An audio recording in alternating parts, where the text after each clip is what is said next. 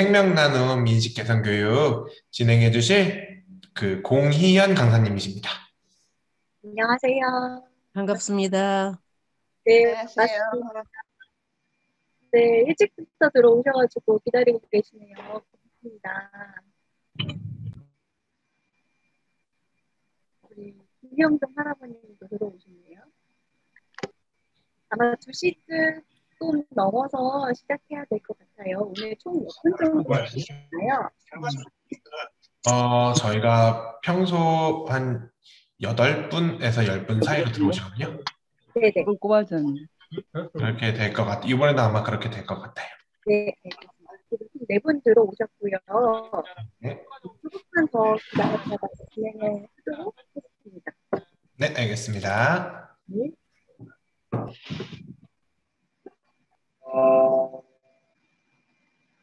식사는 다 하셨어요? 예. 네. 저도 밥 먹고 이제 준비하고 있었어요. 오늘 굉장히 열심히 공부하시는 어르신들 된다고 해가지고 저도 설레는 마음으로 기다렸습니다. 지금 5분 들어오셨거든요. 한 2-3분만 한 5분 정도까지만.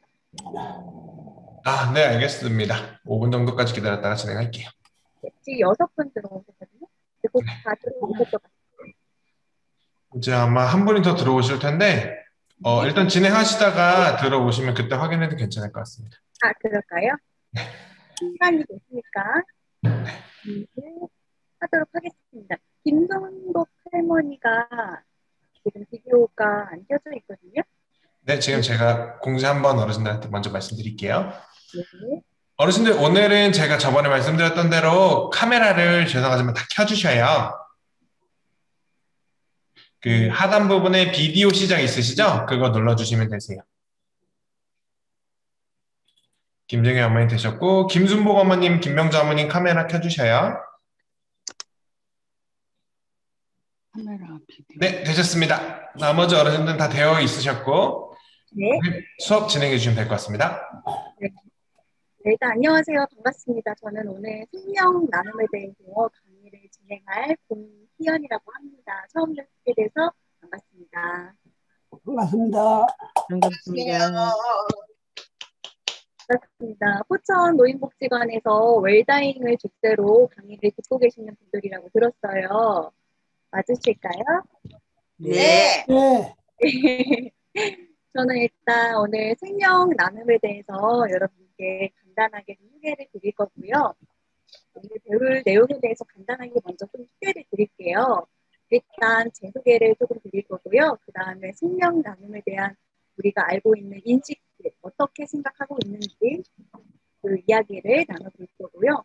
그렇다면 생명 나눔이란 무엇일까 하는 것에 대해서 살펴볼 거고요.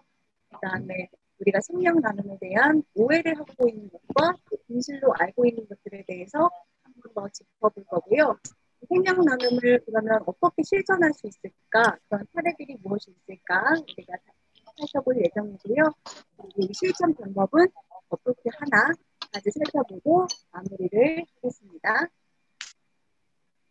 일단 생명 나눔 전문 강사라는 걸 처음 들어보셨을 것 같아요. 저는 재단법인 한국장기조직구직원에서 업무하는 전문 강사 양성 과정을 이수했고요. 그래서 여러분들과 같은 어르신분들, 또 청소년분들, 일반인들을 대상으로 장기 기증이나 인체 조직 기증 같은 이런 생명 나눔을 주제로 강연을 진행하고 있습니다. 일단 올해 들어서는 처음 이렇게 강연을 진행하게 돼서 너무너무 반갑고 조금 긴 시간은 아니지만 저도 열심히 설명을 잘 해보도록 하겠습니다. 잘 들어주세요. 혹시라도 중간에 궁금하시거나 의문점 드시면 이렇게 소원해 주시면 문서 켜서 질문도 받겠습니다. 일단 들어가기에 앞서서 여러분 한번 마이크 한 번씩만 다 켜주시겠어요? 네, 어르신들 지금 제가 다 음소거 해놨어요. 음소거 해체 부탁드릴게요. 해제했어요. 네, 해제가 다 되고 있습니다. 일단 네. 생명 나눔에 대해서 여러분들 들어보셨을까요? 네. 네. 네, 우리가 생명 나눔이 어떤 건지는 이 단어만 딱 보면은 생명을 뭐 나누는 일이구나라고 인지를 할 것 같아요. 그렇다면 장기기증이라는 것도 들어보셨죠? 네. 네, 이 장기기증에 대해서는 또 어떻게 생각하실까요? 좋은 일이라고 생각해요. 좋은 일, 생명을 나누는 거 좋다고 생각해요. 네, 우리 혜준 할머니가 생명 나눔이 좋다고 생각하셨고 또 다른 분들의 생각이 있으실까요? 예, 마찬가지예요. 네, 마찬가지로 굉장히 좋은 일이라고 다들 예, 생각을 하시고 계실 거예요. 귀한 그래서 일이라고 생각해요. 네, 맞습니다. 우리 이제 작년 기준으로 해서요, 2020년 장기 조직 기증에 대한 인식 조사들을 이렇게 해봤어요. 보건복지부에서 성인 남녀 1000명을 대상으로 이제 장기나 조직 기증에 대해서 어떻게 인식을 하고 있나라고 물어봤더니요. 장기 기증이라는 걸 들어본 적 있다라고 하시는 분들이 96.5%였어요. 굉장히 많은 분들이 다 들어봤다는 거죠. 그러면 이렇게 물어봤을 때 장기 기증이나 인체 조직 기증에 대해서 할 생각이 있으세요? 라고 물어봤을 때는요. 6대 4 비율 정도로요. 그래, 할 생각이 있다라고 하신 분들은 61.6%, 그리고 나는 하고 싶지 않아, 별로 하고 싶지 않은 생각이야 라고 말하신 분들이 38.4%였어요. 이 의미는 많은 사람들이 장기기증에 대해서 알고 있지만 막상 내가 하려고 할 때 약간의 거부감이 있다는 말입니다. 이렇게 우리나라 인지도도 높고요. 의향도 굉장히 높습니다. 50% 국민의 절반 이상이 66.5%가 장기 조직 기증에 대해서 하고 싶다라고 생각을 하고 있어요. 그러나 제일 중요한 것은 우리 국민 중에서 기증 희망 등록 허용률은 전체 국민의 4%밖에 되지 않습니다. 생각은 하고 있는데 이렇게 직접적으로 내 의사를 표시할 수 있는 서약을 하는 게 전체 국민의 4%밖에 안 되는 현실입니다. 그렇다면 사람들이 장기 기증, 인체 조직 기증 좋다는 걸 다 알고 있습니다. 기증을 근데 왜 망설일까요? 이 이유에 대해서 우리가 보건복지부가 또 조사를 했습니다. 첫 번째 이유가 인체 훼손에 대한 거부감 때문이었어요. 그러니까 내 몸을 내 사후에 마음대로 하지는 않을까라는 거부감이 1위였고요. 그 이어서 두려움 때문에 기증을 망설인다고 합니다. 왠지 수술하는 우리가 두렵잖아요. 그렇죠? 죽어서도 나는 감각이 없긴 하지만 뭔가 내 몸을 누군가가 마음대로 한다는 거에 대해서 두려움이 굉장히 크다고 합니다. 그 밖에 또 다른 의향이 없는 분들의 이유를 또 알아보니까요. 이런 생명 나눔이 어떻게 기증이 이루어지는지 정보가 부족해서 또 있습니다. 그리고 주변에서 들어는 봤지만 내 친구, 내 가족, 내 아는 사람 해본 적이 없던 일인 거예요. 그래서 되게 낯선 거죠. 그래가지고 기증을 많이 망설이게 된다는 이유를 들어봤습니다. 근데 이제 생명 나눔에 대한 인식은 굉장히 커요. 다들 김수환 추기경 아시죠? 그래서 돌아가신 지 몇 년이 지났는데요. 벌써 10몇 년이 지났네요. 2009년에 돌아가셨으니까. 그때 김수환 추기경이 돌아가시면서 각막 기증을 하고 돌아가셨어요. 그래서 굉장히 그때 각막 기증에 대한 관심이 확 올라갔던 적이 있었어요. 그리고 7살, 9살 휘파람 천사 홍준이라는 아이가 7명에게 새 삶을 주고 떠난 그런 사례도 있었고요. 또 어떤 동생이 의사인 형이 있는데요. 동생이 의사에 빠지자 장기기증을 결정하고 3명의 목숨을 살리고 돌아가셨던 이런 사례도 있습니다. 그래서 장기기증, 또 생명 나눔에 대한 부정적인 시선도 분명히 존재합니다. 하지만 이런 생명 나눔은 나로 인해서 또 누군가의 누군가의 생명을 살릴 수 있는 굉장히 고귀한 일이라는 그 인식을 우리가 가져야 한다는 게 중요하다고 생각해요. 여기까지 좀 이해가 되셨을까요? 제가 말이 좀 빠를까요? 어르신들? 아니요. 괜찮습니까? 다 이해가요. 네, 네, 고맙습니다. 네, 또 이어서 할게요. 그러면 생명 나눔에 대해서 우리가 조금 바로 알아야 되는 게 이게 왜 중요할까에 대해서 알아봐야 돼요. 일단 우리 국내에서 장기 기증에 대해서 이식을 기다리고 있는 분들이 굉장히 많습니다. 지금 우리 그래프 조금 보면요. 2000년대부터 지금 2020년 작년 기준까지 쭉 있습니다. 맨 위에 이렇게 선으로 된 그래프 있죠. 네, 그 그래프가 장기 이식을 대기하는 사람의 수입니다. 장기라고 하면은 폐도 있고요, 심장도 있고, 또 심장, 여러 가지 기관들이 있겠죠. 그런 장기가 손상이 돼가지고 주변에 보면 투석하시는 분들도 계시죠. 또 폐가 아파가지고 숨이 차서 힘드신 분들도 계시고요. 이렇게 뭔가 장기의 기능이 약화가 돼서 이식이 대기하는 사람들은 점점 늘어나고 있어요. 줄어드는 게 아니라 계속 많아지고 있습니다. 그런 반면에 장기를 기증할 수 있는 분들 뇌사자라고 합니다. 이 뇌사자들만 기증을 할 수가 있는데요. 기증자도 점점 늘어나고 있지만 이식 대기자가 늘어나는 반면 너무 적은 숫자예요. 그래서 많은 분들이 수혜를 볼 수가 없는 현실입니다. 밑에 보면 이식 대기자는 1년에 2,000명씩 증가하고 있어요. 굉장히 많은 분들이 이제 아파가지고 조금 더 좋은 장기를 받기 위해서 대기를 하고 있는데요. 2020년에는 무려 34,845명이었어요. 굉장히 많은 수치죠. 그러면서 근데 이식 대기자는 많지만 장기를 기증해줄 수 있는 기증자가 적다 보니 대기자 중에 하루에 5.9명.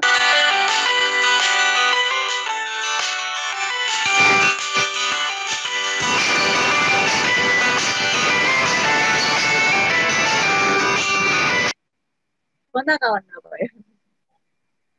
네, 죄송합니다. 괜찮습니다. 네. 그래서 이식 대기자 중에서 하루에 6명 꼴로 대기를 하다가 숨지는 이런 일이 계속 일어나고 있습니다. 그래서 우리가 생명 나눔에 대한 사회적 관심이 지속적으로 필요한 이유이기도 합니다. 네, 일단 그럼 다시 생명 나눔에 대해서 설명을 조금 드릴게요. 생명 나눔이란요, 정말 아무런 대가 없이 자신의 신체 일부를 제공하는 것을 말하는 것이고요. 이 생명 나눔에는 장기 기증과 인체 조직 기증이 있습니다.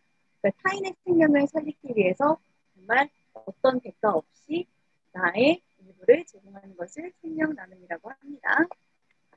장기 기증은 많이 들어보셨을 거예요. 폐, 심장, 간 이런 장기를 기증하는 거고요. 인체 조직 기증은 뼈, 피부, 근육, 함막 이런 조금 더 신체 일부를 기증하는 일을 말합니다. 조금 더 자세하게 설명해 드릴게요. 일단 이 생명 나눔 교육 영상을 제가 준비했는데요. 이거 한 7분 정도 되거든요. 쭉 한번 보시면 조금 더 이해가 될 것 같아요. 한번 같이 보겠습니다. 당신은 준비된 기증 희망자입니다. 생명 나눔이라고 들어보셨나요? 생명 나눔은 다른 사람의 생명을 구하거나 병을 치료하기 위해 자신의 신체 일부를 대가 없이 제공하는 것을 말하는데요.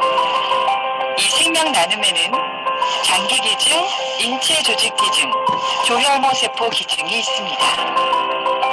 질병의 다양화와 인구의 고령화로 인해 점점 더 생명 나눔의 중요성이 부각되면서 우리나라에서도 많은 분들이 생명 나눔에 동참하고 계십니다.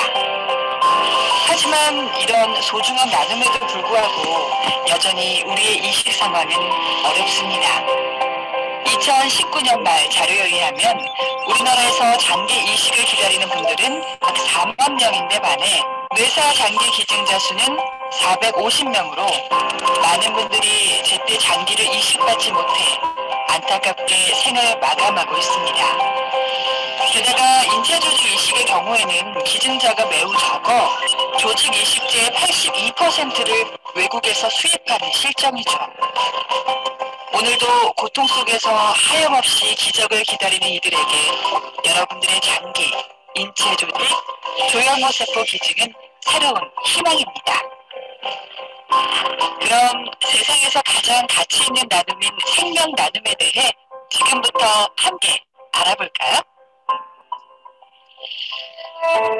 장기 기증.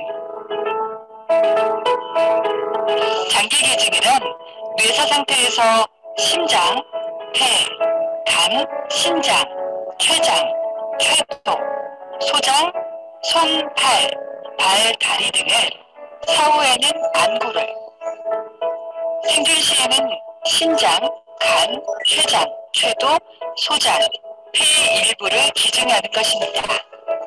뇌사시엔 장기 기증을 통해 최대 9명의 생명을 살릴 수 있는데요. 여기서 뇌사란 사고나 뇌혈관 질환 등으로 인해 심각한 뇌 손상을 입어 2주 이내 사망하는 경우를 말하며 스스로 호흡이 불가능하고 소생 가능성이 없기 때문에 식물 있는 상태와는 다릅니다.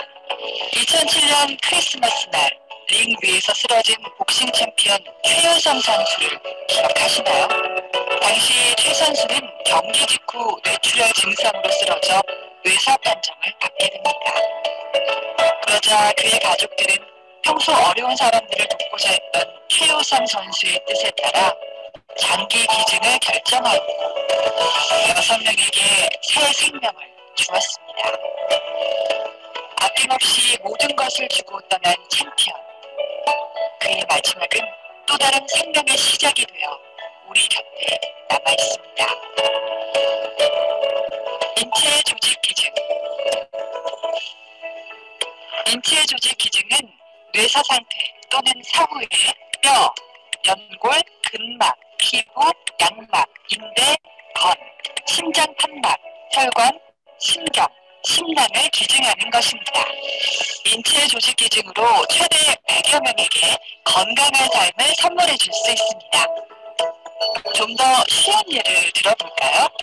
발레리나 김채리 씨는 아킬레스건 부상으로 발레를 중단해야만 하는 위기에 놓여 있었습니다. 그러나 그녀는 인체 조직 기증을 통해 아킬레스건을 이식받고 재활에 성공하여 다시 무대에서 멋진 공연을 보여줄 수 있게 되었죠.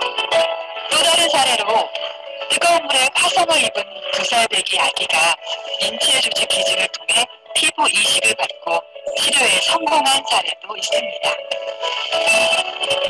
조혈모 세포 기증. 조혈모 세포 기증은 백혈병, 재생불량성 빈혈 등 난치성 혈액 종양이 있는 분들에게 조혈모 세포를 기증하는 것입니다. 여기서 조혈모 세포란 혈액을 만들어내는 어머니 세포를 말합니다. 조혈모 세포 이식은 이식 대기자와 기증자의 조직 적합성. 죄송합니다. 인체 조직 기증은 뇌사 상태 또는 사후에 뼈, 연골, 근막, 피부, 양막, 인대, 건, 심장 판막, 혈관, 신경, 심낭을 기증하는 것입니다. 좀 더 쉬운 예를 들어볼까요? 발레리나 재활에 성공하여 또 다른 사례로 뜨거운 물에 화상 내기 아이의 피부에도 있습니다. 조혈모 세포 기증. 조혈모 세포 기증은 백혈병, 재생불량성 빈혈 등 난치성 혈액 종양이 있는 분들에게 조혈모 세포를 기증하는 것입니다. 여기서 조혈모 세포란 혈액을 만들어내는 어머니 세포를 말합니다. 조혈모 세포 이식은 이식 대기자와 기증자의 조직 적합성, 항원형이 일치해야 가능합니다. 일치 확률은 부모 자식 사이는 5%, 형제 자매는 25%, 타인은 수천에서 수만 분의 1%입니다. 그렇기 때문에 기증 희망자 수가 많아야만 이식을 받을 확률이 높아집니다.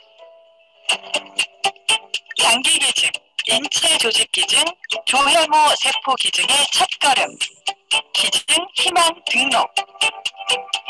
기증 희망 등록이란 본인의 장기, 인체 조직, 조혈모 세포를 이식이 필요한 사람에게 대가 없이 기증하겠다는 의사표시입니다.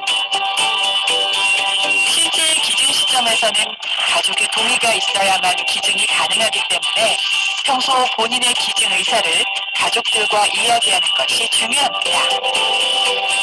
장기와 인체 조직 기증 희망 등록은 365일, 24시간 가능하며 PC, 모바일, 우편으로 간편하게 신청할 수 있습니다. 기증 희망 등록이 완료되면 기증 희망 등록증과 신분증 및 차량 부착용 스티커를 보내드립니다. 그리고 운전면허증 표시 여부 선택에 따라 신규, 갱신, 재발급시 운전면허증 사진 하단에 장기 조직 기증 희망자로 표시됩니다. 조혈모세포 기증 희망 등록은 조직 적합성 항원형 검사를 위한 혈액 채취가 필요합니다. 등록 이후 조직 적합성 항원형이 일치하는 분이 나타나면 최종 기증 의사를 한 번 더 확인하고 건강 검진을 시행한 뒤 조혈모 세포를 기증하게 됩니다. 주로 성분 헌혈처럼 간편한 방법으로 기증이 이뤄집니다. 그리고 이러한 기증 희망 등록의 모든 절차는 등록부터 기증까지 전 과정을 국가에서 공정하고 안전하게 관리합니다. 누군가의 희망이 된 마지막 입새와 같이 기적은 따뜻한 마음에서 시작됩니다.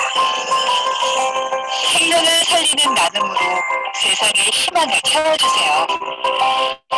기증자를 애타게 기다리는 모습이 바로 나와 내 가족의 모습일 수도 있습니다. 우리는 모두 잠재적 이식 대기자이자 동시에 준비된 기증 희망자입니다.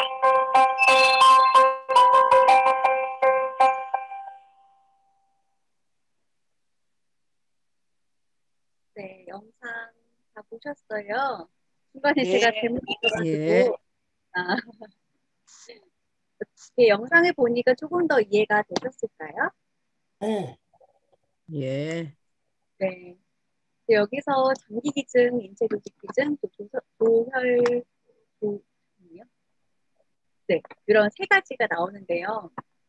일단 장기 기증에 대해서 또 설명을 드릴게요. 장기 기증은 생존 시에 가능한 장기들이 또 있고요. 또는 뇌사 시에 장기 기증이 가능한 장기입니다. 그래서 다른 사람의 장기 등의 기능 회복을 위해서 정말 대가 없이 자신의 특정한 장기 등을 제공하는 행위를 말하고요. 기증 가능 연령으로는요. 현재 기준으로 했을 때 최연소 생후 2개월 아기부터 최고령 기증자 83세, 83세 어르신이 했던 그런 사례들이 있습니다. 2018년부터는요. 손과 발도 이식이 가능하게 되었습니다. 그래서 한 명의 장기 기증으로 최대 9명까지 수혜가 가능하기도 합니다. 이제 안구, 각막 기증까지 포함해서 최대 9명이라고 합니다. 그렇다면 우리가 뇌사자와 식물인간에 대해서도 좀 알아봐야 될 것 같아요. 앞에서 보시면 장기 기증을 할 때 생존 또는 뇌사시라고 했는데 과연 이 뇌사는 무엇인가? 라고 궁금하실 것 같아요. 좀 설명을 드리면요. 식물인간이랑 뇌사자 들어보셨을까요? 네. 들어보셨어요? 네. 식물인간은 아마 많이 들어보셨을 것 같아요. 저희가 네. 식물인간 때 혼수 상태래 이런 얘기들을 많이 들어보셨죠. 네, 그게 여러분들이 잘 알고 있는 딱 식물인간이에요. 그래서 정말 정상에 오랫동안 의식이 없이 누워 계시는 그런 분들을 우리가 식물인간이라고 하고요. 그림을 두 개 자세히 보시면요. 똑같은 뇌예요. 근데 색깔이 조금 다르죠. 여기 보시면 여기가 이 가운데 색깔이 달라요. 이 빨간색이 손상 부위를 뜻하는 거거든요. 그러니까 뇌가 많이 손상이 됐다, 다쳤다라고 이해하시면 조금 될 거예요. 그래서 식물인간은 이 뇌간, 호흡을 담당하는 뇌간은 정상입니다.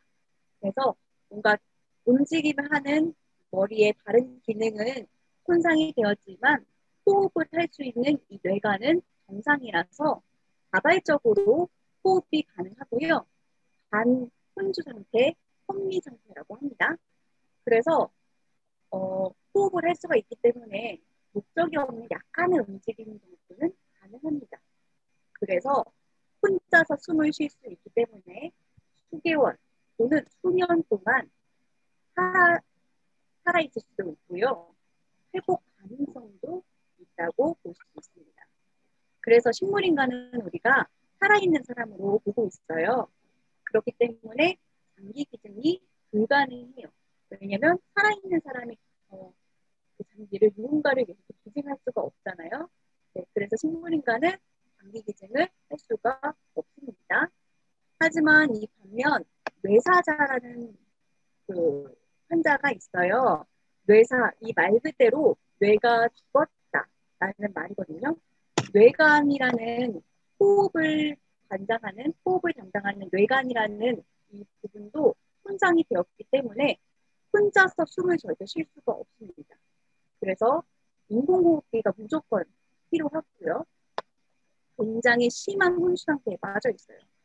그래서 어떤 자극, 우리가 쓰러졌을 때 눈에 불빛 비춰보잖아요. 동공이 커졌다, 작아졌다. 이런 반사신경들 있죠. 식물인간은 동공이 커졌다, 작아졌다. 근데 뇌사자는 반응이 없어요. 척추 반사, 이렇게 뭐 무릎을 치거나 팔꿈치를 때렸을 때 그런 반사는 있을 수 있는데, 척수 반사라서 그건 있을 수 있는데 동공이 움직이거나 이런 통증에 반응을 하지 않습니다. 그래서 이 뇌사자는 어떤 치료를 해도 2주 안에 사망한다고 보고 있습니다. 그렇기 때문에 사실상 이 사람은 심장은 뛰고 있지만 뇌가 호흡을 할 수가 없기 때문에 죽은 사람이라고 의학적으로는 보고 있고요. 그렇기 때문에 장기 기증이 가능한 상태라고 할 수 있습니다. 조금 이해가 되셨을까요? 네. 네. 그래서 우리가 드라마에서 병상에 오랫동안 누워있다 갑자기 눈을 떠서 일어나시는 그런 환자들 있죠. 그분들은 다 식물인간 상태인 거예요. 뇌사자가 아닙니다. 넘어갈게요. 그래서 이런 장기 조직 기증 할 수 있는 뇌사자들에 대해서 알아봤고요. 이제 장기 기증, 이런 생명 나눔에 대해서 또 인체 조직 기증이라는 게 있어요. 인체 조직 기증은 무조건 사고에 돌아가신 다음에만 진행을 할 수가 있고요.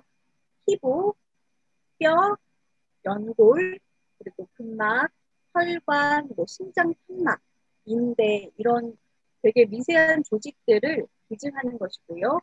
한 명의 기증으로 인해서 정말 굉장히 많은 분들이 수혜를 받을 수 있어요. 최대 100명까지 수혜를 받을 수 있는 굉장히 중요한 기증이기도 합니다. 기증 시기도 굉장히 중요해요. 왜냐하면 이 인체는 점점 사후에는 붓잖아요. 그렇기 때문에 뇌사 또는 사망 후 15시간 이내에만 수술이 가능합니다. 기증이 가능하고요. 이식은 이제 수술을 다 이렇게 분리를 해서 가공하고 보관 과정을 거쳐서 이식을 하게 됩니다. 굉장히 복잡한 절차라고 저도 들었어요.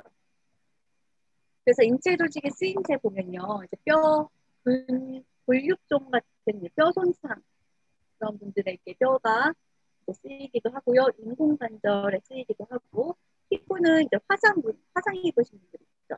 그런 각종 사고로 인한 피부에 대한 결손이 있었을 때 피부 이식도 하고요, 근막도 이식합니다.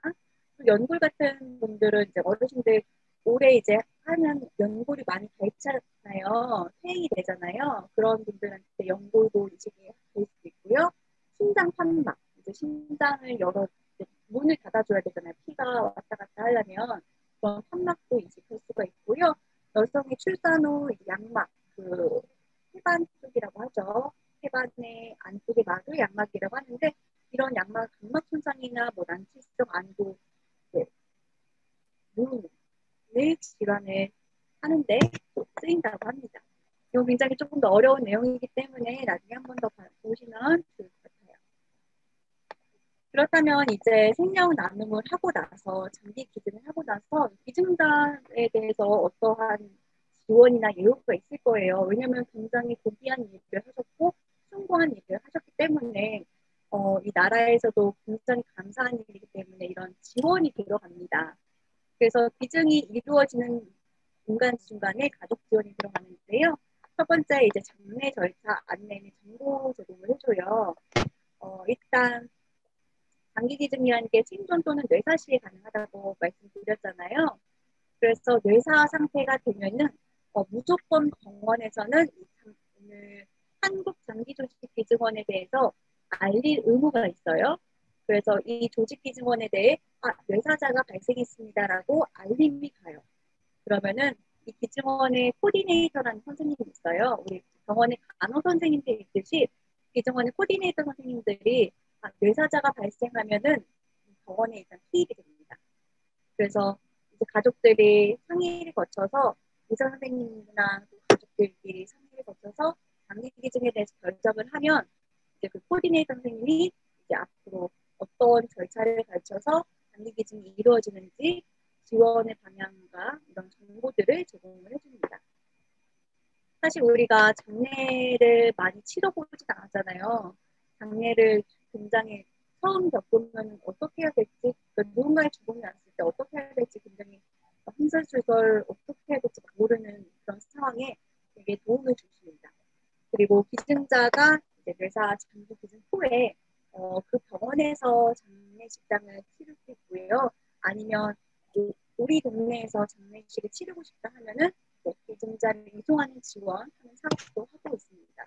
그래서 뭔가 기증이 이루어져서 그냥 기증이 이루어지면 끝이 돼 이런 게 아니라 기증 후에도 여러분들이 최대한 잘 가실 수 있도록 이 기증원에서는 많은 도움을 주고 있습니다. 또 행정 절차, 이제 돌아가시면 뭐 사망 진단도 끊어야 되고 여러 가지 서류들이 굉장히 많이 필요합니다. 뭐 화장을 요즘 많이 하죠. 화장할 때도 어떤 서류들이 필요하고요. 그럴 때 이제 안내를 해줘요. 어떤 거를 띄워야 되고 어떤 절차를 밟아야 한다. 이런 여러 가지 정보들을 제공을 해줍니다.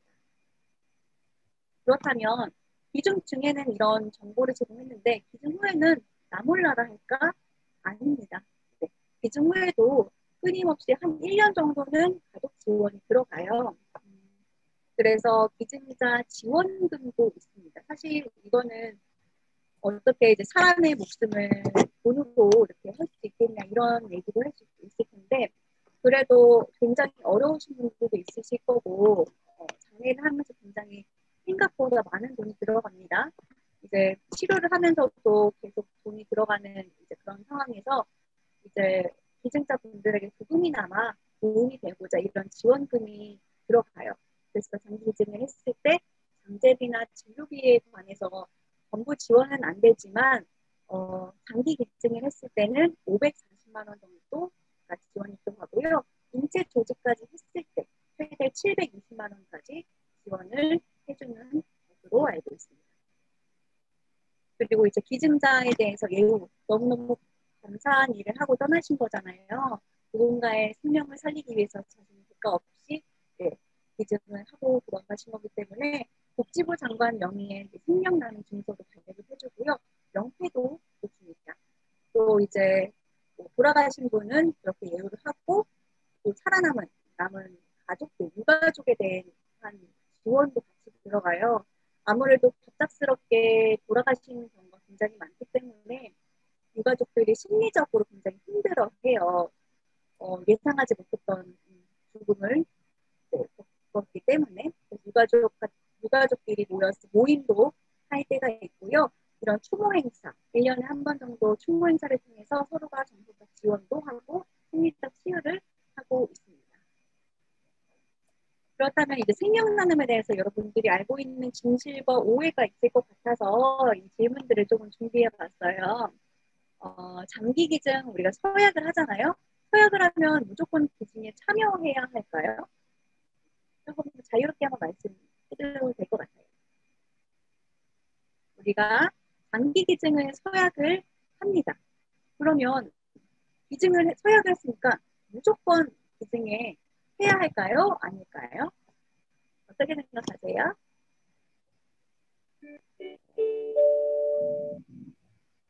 자녀가 반대하면 안 돼요. 오, 맞습니다. 또 다른 의견 있으실까요? 네. 그 건강 상태가 안 좋아도 안 되지 않을까요? 네, 맞습니다. 일정 조건이 갖춰져야지. 왜냐면은 누군가의 생명을 살리는 일인데 내 상태가 좋지 않으면 좋지 않은 상태를 또 가져가시는 수혜자분들도 건강이 안 좋겠죠. 맞습니다. 그래서 일단 서약을 하면 무조건 기증에 참여해야 한다. 이것은 오해입니다. 그래서 사실상 서약은 우리가 법적인 강제력은 없어요. 언제든지 우리가 생각이 바뀌면 취소가 가능하기도 하고요. 또한 이제 실제 아까 말씀해 주셨듯이 실제 기준에 있어서는 반드시 가족의 동의가 필요합니다. 내가 아무리 하고 싶다고 해도 가족들이 일단 제가 죽게 되면 가족들이 반대하게 되면은 제가 아무리 원해도 할 수가 없는 거예요. 그렇기 때문에 이제 미리미리 가족들이랑 이야기를 해주시는 게 좋을 것 같고요. 두 번째, 식물인간은 장기 기증을 할 수 없다. 진실일까요? 오해일까요?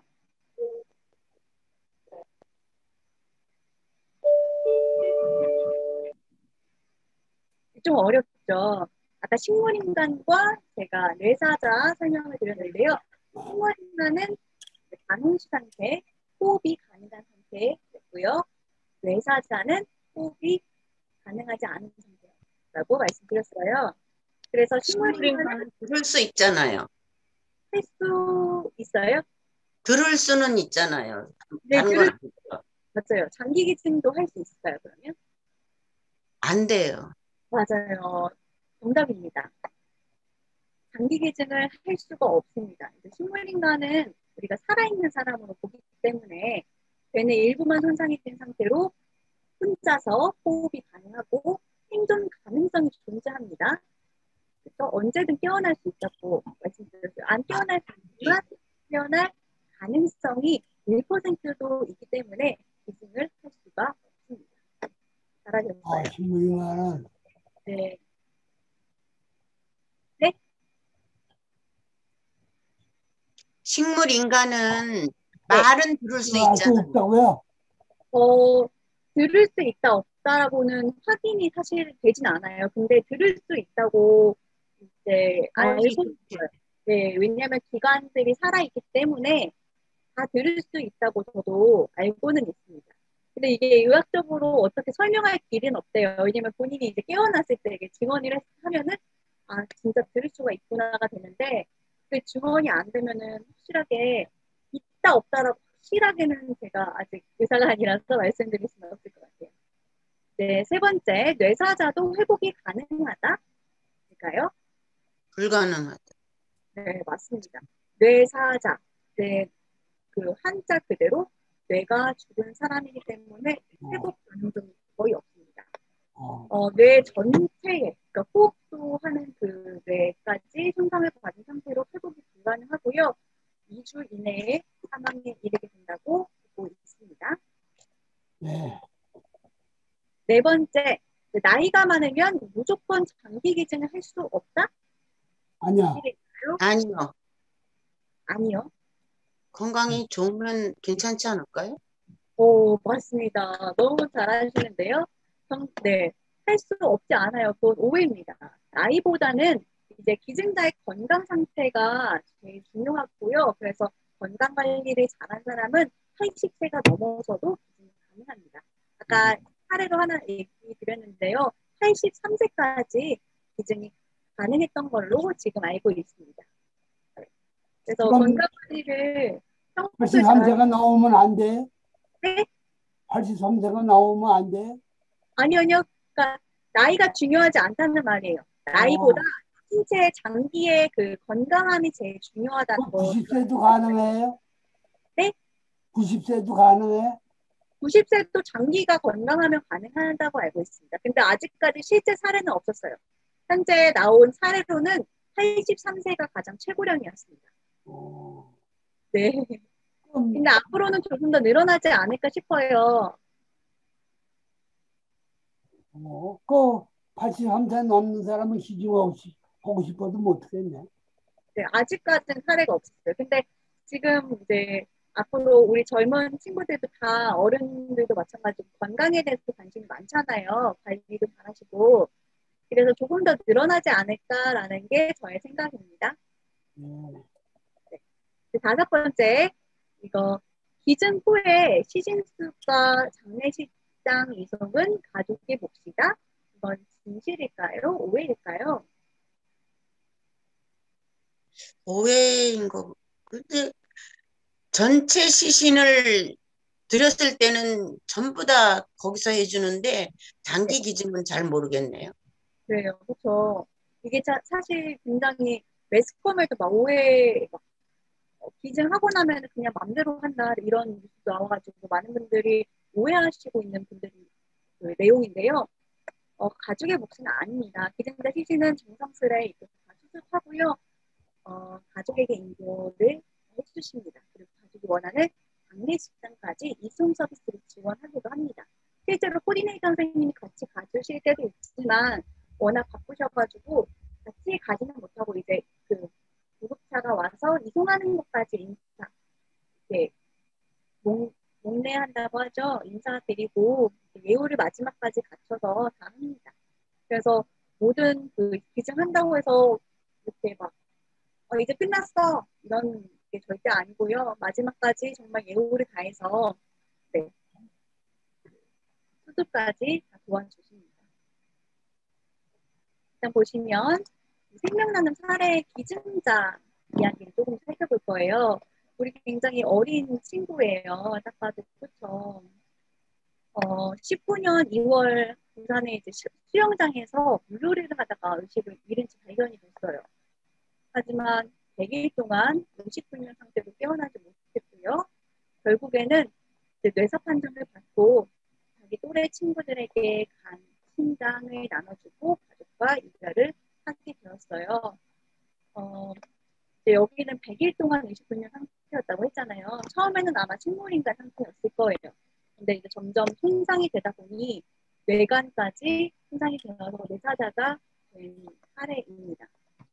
기백군은 3명의 아이들에게 이제 자신의 신체를 기증하고 떠났습니다. 그러면 기증을 하는 사람이 있으면 또 수혜를 받는 사람도 있겠죠? 김영희 님이세요. 우리 선생님이셨거든요. 기증자에게 감사한 마음을 전하고 두 번째 삶을 얻었다고 합니다. 46세 암 진단을 받고 3년 동안 항암 치료를 받았고요. 심장이 약해지고 심부전증도 알아왔어요. 그러다 2004년 진료받고 집에 가는 길에 의식을 잃고 쓰러져서 병원으로 갔고요. 정말 기적적으로 기증자가 나타나서 심장 이식을 받고 지금까지 정말 건강하고 행복하게 삶을 살고 있습니다. 실제로 저도 이 김영희님 선생님, 김영희 선생님과 이 생명나눔 수업을 같이 들었어요. 그래서 정말로 자신에게 이렇게 좋은 새 삶을 선물해준 기증자분들에게 너무 감사하다고 하시더라고요. 그래서 저도 그걸 지켜보면서 정말 좋은 일이구나 다시 한번 느꼈던 것 같습니다. 이제 우리가 생명나눔에 대해서는 많이 알아봤습니다. 그렇다면 우리가 직접적으로 실천할 수 있는 방법은 무엇이 있을까 살펴보려 합니다. 첫 번째는 기증 희망 서약이라는 게 있어요. 아까 말씀드렸듯이 뇌사 또는 사후에 다른 사람의 생명을 구하기 위해 나의 신체 일부를 기증하겠다는 일종의 약속하는 이런 서약입니다. 생명나눔 실천의 첫 걸음이기도 하고요. 옆에 보시는 것처럼 장기든 기증 희망자 등록 신청서라는 이런 파일이 있어요. 여기다가 나의 이름, 이런 인적사항들 다 적어가지고 보내면 정말 그냥 서약이 되는 거예요. 질문하고 싶은데요. 장기 기증 말고 신체 네? 전체 기증하는 거 있잖아요. 네네네. 그거는 이제 논의라도 되는 거 아니에요? 신체 전체 기증하는 거하고 장기 기증하고 또 다른 거로 아는데요. 네, 맞아요. 장기 기증은 아까 말씀드렸듯이 장기, 심장, 폐, 심장, 예, 장, 예. 이런, 네, 장기고요. 인체 조직 기능은 정말 뼈, 몸 전체가 들어가요. 그래서 노인분들도 가능한 걸로 알고 있습니다. 그거는 그 대신에 제가 이제 그 장례식에 갔었는데 네, 자식이 보고 반대를 아주 엄청 하더라고요. 그 장례식에 전혀 그 시신이 없으니까 장기 네, 기증은 안 그런데 신체 네. 전체 기증한 거는 장례식 때도 뭐 입관식 때도 전혀 아무것도 볼 수가 없더라고요. 맞아요. 왜냐면은 인체 그래서 자식들이 그거는 진짜 반대하더라고요. 맞아요. 그게 참 어려운 일인 것 같아요. 정말 어떻게 생각하기 나름일 것 같은데요. 저도 사실, 그, 기증자 유가족이에요, 저는 사실. 그래서 저도 마찬가지로 자식의 아버지를 먼저 고대했거든요. 자식의 입장으로서 저도 마찬가지더라고요. 이게 굉장히 어려운 결정이고, 이제 아버지가 인체 조직 기증을 하겠다, 서약을 하겠다라고 분명히 말씀을 하셨어도 자식 입장에서는 진짜 이걸 어떻게 함부로 내가 이렇게 결정을 하지? 굉장히 어려운 일인 건 정말 사실입니다. 그래서 이런 인식에 대해서 우리가 계속 공부를 해야 되는 게 맞는 것 같아요. 예, 그런 것 같아요. 네, 맞아요. 그러니까 처음 들었을 때는 정말 굉장히 무섭고 어떻게 시신도 없이 장례식을 치르지? 어떻게 사람이 없는데? 이런 두려움, 거부감이 확실히 듭니다. 저도 너무 그랬었고요. 그래서 이런 교육을 통해서 계속 우리가 인식을 변화시키고, 사실 화장하잖아요, 우리가. 죽으면. 그렇죠? 사실 예, 제가 생각할 때는 사실 이제 정말 1시간 안에 불타서 없어지는 이제 우리 몸입니다. 네. 그렇게 생각하면은 또 그렇게 생각하면 내가 죽을 때 누군가에게 하나라도 도움이 되고 죽는다면 또 좋지 않을까? 라는 생각은 하지만 저도 사실 제가 하라고 하면은 아직도 선뜻 이렇게 하지는 못하는 일인 것 같습니다. 시간이 지나야 될 것 같아요. 네, 정말 많이 고민을 하고 시간이 지나야 되는 거 맞는 것 같아요.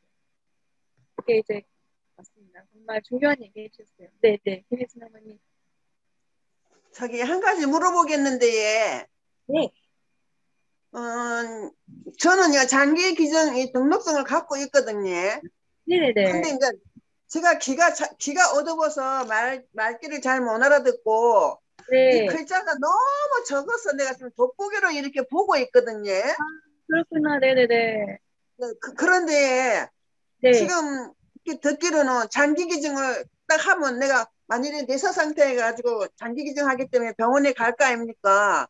그러면 네. 내가 죽었을 때 장례식장에 가면 내 인체가 없는 거라 예? 아, 장기 기증은 아닙니다. 장기 아니에요. 기증은, 네. 장기 장기, 기증은 아니에요? 네, 장기 기증은, 우리 수술하잖아요. 이렇게 네, 간이나 심장이나 이렇게 이식을 하고 나서 다시 네. 봉합을 해주세요. 아, 그래 예. 네네. 아, 그래가지고 알겠습니다. 정말 똑같아요. 네네네. 그래서 그런 걱정은 안 하셔도 될 것 같고요. 이제 조금 시간이 없어 빨리 일단 설명을 드리고 마지막에 질문 조금 더 받을게요. 네. 그래서 이제 16세 미만인 경우가 기증 희망 서약을 하려면은 법정 대리인의 동의가 필요하다고 합니다. 이제 보시면 이제 생명난 실천 방법에는 장기조직 기증원 홈페이지를 들어가서 신청 서약을 할 수가 있고요. 또는 우편 또는 팩스를 통해서 신청서를 자택으로 받아가지고 신청하는 방법도 있고요. 우리 조직기증원에서는 이런 보이실까요? 이런 팜플렛도 있어요. 여기 열어보시면 아까랑 똑같은 내용이에요. 네, 기증 희망 서약을 등록하겠다라는 이런 동의도 있습니다.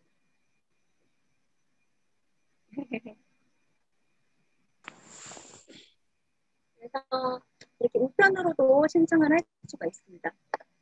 사실 이게 신청을 한다고 해서도 다 장기 기증이 이루어지는 것은 아니에요.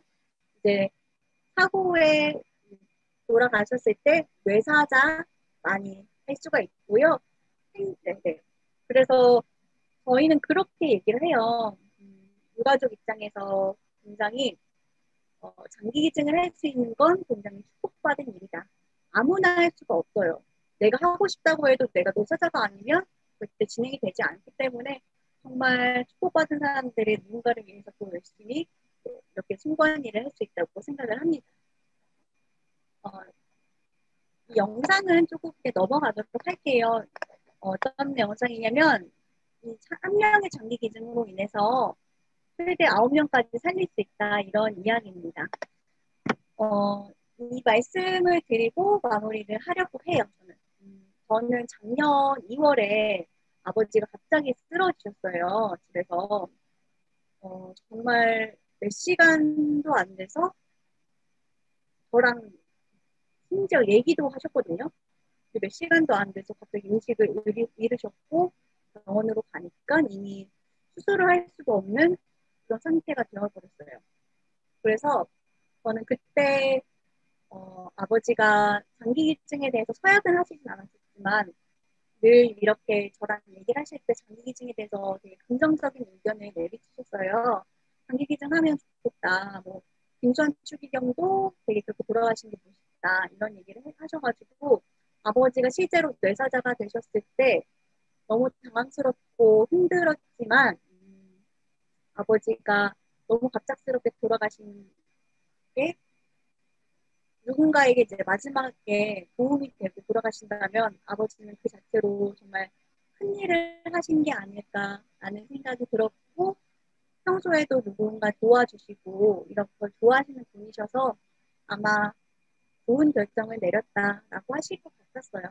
그래서 저희는 처음에는 저희가 딸 셋인데 이제 어머니도 계시고 딸 둘은 반대했어요. 딸 둘은 반대하고 엄마랑 저는 그래도 좋은 일 하고 가면 나는 그걸로 너무너무 좋을 것 같다. 아빠가 이렇게 너무 갑자기 돌아가셨는데 그런 일을 하고 돌아가시면 아빠 인생에서 너무너무 의미가 있게 돌아가실 것 같다라는 생각을 했고요. 언니들도 이제 그런 얘기를 듣다 보니까 다 가족이 동의를 해서 아버지가 심장 기계를 기증을 하고 돌아가셨어요. 제가 유가족으로 경험했을 때 정말 이 코디네이터 선생님들이 정말 처음부터 끝까지 계속 저희 유가족이 괜찮은지 체크해주고 어떻게 진행이 되고 있다. 지금 이렇게 수술에 이제 들어간다. 몇 시면 나온다. 이런 얘기를 다 해주셔가지고 오히려 편안하게 아버지를 조금 보내드릴 수 있었던 것 같아요. 그래서 그런 일을 제가 겪지 않았으면 저도 장기 기증에 대해서 뭐 이런 인체 조직 기증에 대해서 계속 무서운 일이다, 두려운 일이다라고 생각을 했을 것 같아요. 저는 근데 아버지로부터 이렇게 생명 나눔이 얼마나 고귀한 일이고 숭고한 일인지 알게 되었고요. 이게 정말 남의 일이 아니라 누군가의 일이 아니라 내 일이 될 수 있구나라는 것을 느꼈습니다. 그래서 저 또한 이제 서약을 하고 언젠가 사람은 그 흙에서 나와서 흙으로 돌아간다고 하잖아요. 네, 그거를 네, 굉장히 피부로 많이 느꼈어요. 아 정말 몇 시간도 안 돼서 나는 한줌에 돌아가는 사람이구나.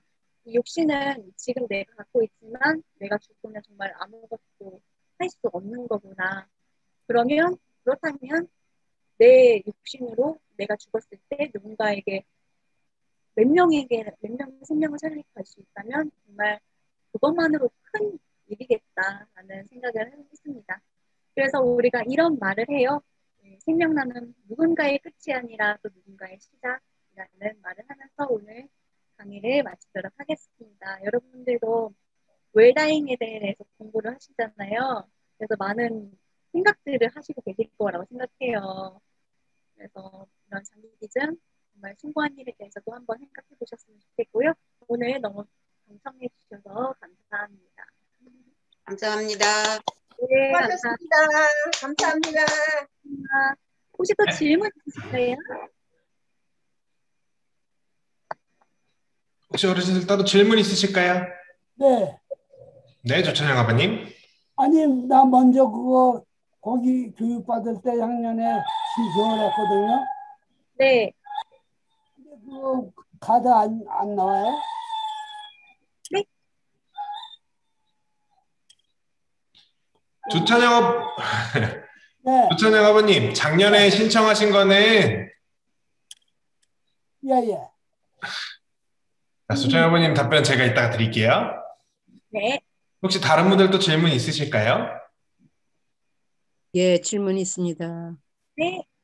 저기 장기 기증을 신청을 했잖아요. 네. 그러면 이제 뇌사 판정을 받은 후에 바로 이제 수술에 들어가서 이제 장기 기증을 하게 되면은 그 유가족에게 이제 인도를 그 입관 전에 그 유가족에게 인도가 될 수가 있는 건가요? 네. 시신이. 네, 맞습니다. 예. 일단 그 뇌사 판정을 하는 그 절차도 굉장히 까다롭습니다. 2차 검사를 하거든요. 하루에 걸쳐서 검사를 해요. 뇌사자가 맞는지 안 맞는지 여기도 되게 중요하잖아요. 굉장히 멀쩡한 사람을 수술할 수는 없는 거잖아요. 네, 그래서 굉장히 그렇죠. 까다로운 절차를 거쳐서 뇌사 검사, 뭐 되게 여러 가지, 한 20가지 검사를 통해서 1차, 2차 검사를 통해서 뇌사자를 판정을 내리고요. 그러면은 이제 예. 뇌사 판정이 되면 그날로 사망일자가 됩니다. 그리고 나서 수술 날짜를 잡아요. 그러면 사망일자가 되고 뇌사자가 사망을 했으니 이식자가 정해져요. 매칭이 정해져요. 이거는 저희가 하는 건 아니고 조직기증원에서 이런 일본부터 쭉 대기자 순번이 또 있대요. 오래 기다린 사람, 위급한 사람 이런 순번들이 있어서 이식자를 매칭을 하고 그분이랑 수술 날짜를 딱 맞춰가지고 수술 전에 저희 이제 유가족들이랑 한번 인사를 해요. 인사를 나눈 다음에 수술에 들어가면은 보통 되게 수술 시간이 달라요. 장기를 몇 개 정도를 기증을 하냐에 따라 수술 시간이 굉장히 달라지는데 저희 아버지 같은 경우는 신장 2개만 했는데도 불구하고 한 6시간, 7시간 정도 걸렸던 것 같아요. 그래서 오후 4시쯤에 수술에 들어가서 다음날 1시 정도에 나오셨고 그때는 이미 다 봉합도 다 해주시고 얼굴이랑 머리도 다 감겨주시고 굉장히 깨끗한 상태로 몸에 태극기를 둘러주시고 나오셨어요. 네. 그리고 나서 같이 바로 장례식장, 저희는 그 병원에서 장례식을 치렀거든요. 그래서 바로 장례식장으로 같이 코디네이터 선생님, 저희 그 병원 측 코디네이터 선생님도 계시고요. 또 장기조직기증원의 코디네이터 선생님도 계셔가지고 같이 다 유가족이랑 같이 그 안치실까지 들어가서 이제 마지막 아버지 보고 입관할 때도 다시 또 얼굴을 입관할 때도 다 같이 봤어요. 그 뒤에 절차는 다 똑같아요. 근데 다만 이미 저희 아버지 같은 경우는 몸은 이렇게 다 있는 염이 다 돼 있으셔가지고 그냥 그 장례 절차랑 다 비슷한 것 같아요. 그러면 어떤 분들은 진짜 아예 처음부터 염하는 것도 보는 분들도 계신 것 같은데 저희는 이미 염은 다 됐고 이쪽 이미 다 된 상태에서 아버지 얼굴을 그러니까는 그 수혜자하고 그 사망하신 분하고 그 상황에 따라서 좀 다를 수도 있겠네요. 네, 맞아요. 많으면은 많고 이제 수혜자도 이제 그걸 검사를 할 거 아니에요. 그 적합한지. 맞아요. 피차 적합해야만 그 수술을 할 수가 있으니까. 그러려면 이제 시간차가 있고 하니까 그 입관을 하게 되는 그 시간에 오고 안 오고는 그 상황에 따라 다르다라고 말을 할 수가 있겠네요. 그죠? 입관 시간을 그렇게 잡으면 되지. 네, 이식을 하면서 그러니까 바로 장기를 이제 적출을 하면서 바로 이식이 들어간다고 알고 같이 수술실에 들어가더라고요. 글쎄요. 네, 그래가지고 입관은 되게 나중 일이라서 예, 알겠습니다. 저기 저는 이거 제 동생하고 직접 했거든요. 네. 그러면 저는 어떻게 되는 거예요? 직접 한 건데. 이미 서약이 되신 거예요. 네. 맞아요. 그래서 우리 딸내미도 다 알고 있는데 네네. 괜찮은 거지? 네, 맞아요. 그래서 이제 어머님이 나중에 그런 일이 생기셨을 때 가족들의 네. 동의만 주시면 절차가 네. 이루어지는 거예요. 왜냐면은 내가 그래. 의사를 표현한 네, 거니까. 알겠습니다. 네네. 너무 좋은 선택해 주셨네요. 힘드셨을 텐데. 우리 힘 안 들었어, 얘. 그랬어요. 좋은 마음은 아니겠습니다. 봐요. 이거 우리 동생하고 좋은 마음으로 한 거예요. 그게 오래됐어, 얘. 젊었을 때 했는데, 지금 나이가 먹어서 안 되겠다 했는데, 뭐, 83살 되신 분도 했다 하니까네, 저도 괜찮을 것 같아, 얘. 네, 맞아요. 그래서 우리한테 중요한 거는 이제 건강 관리를 잘하고 행복하게 사는 네. 게 가장 중요한 것 같아요. 알겠습니다. 또 질문 있으실까요? 없습니다. 네, 오늘 좀 긴 시간 동안 좀 어려운 내용일 수도 있을 텐데 너무 잘 들어주셔서 저도 잘 강의를 할 수 있었습니다. 오늘 배웠던 내용들 또 헷갈릴 수도 있지만 한 번 더 상기해 주시고요. 잘 기억해 주시고 또 건강하세요. 감사합니다. 많이 배웠습니다. 네, 감사합니다. 수고하셨습니다. 수고하셨습니다. 수고하셨어요. 수고하셨습니다. 네, 오늘 교육 수고해주신 공영 강사님께 한 번 더 감사 인사드리겠습니다.